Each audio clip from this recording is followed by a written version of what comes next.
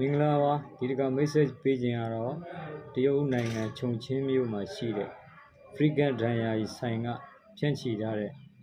perfume diary ရင်မွေးလေးဖြစ်ပါတယ်ပြင်သစ်ကထုတ်လုပ်ပြီးတရုတ်ကဖြန့်ချီထားတာဖြစ်ပါတယ်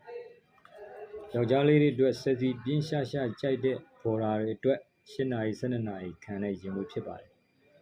ဘော်နန်းကတော့စိတ်ကြည်လင်လန်းဆန်းစေတဲ့မန်ဒရင်းလိမ်မော်သည့်အနက်တံမယာသည့်အနက်ရှောက်ဝလူသည့်အနက်အလယ်အနက်ကတော့လာဗင်ဒါပန်းအနက်ငြိမ်းချမ်းစေတဲ့အနက်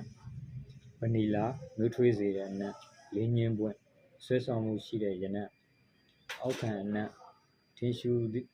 ည့်အနက်ဝတ်တိချပန်းရနက်ပူစီနံပူဒီနာအရွက်အနက်ဗတီလာမြက်ပင်အမြစ်ကထုတ်လုပ်ထားတဲ့မွေရနက်စန္ဒကူအနက်တို့ပေါင်းဆက်ပါဝင်ထားပါတယ်လိုက်ဖက်တဲ့ရာသီဥတုကတော့စောင်းရာသီနဲ့နွေရာသီဖြစ်ပါတယ်ရောင်းဈေးကတော့50 mm 600ဘတ်ဖြစ်ပါတယ်အားလုံးကျေးဇူးတင်ပါတယ်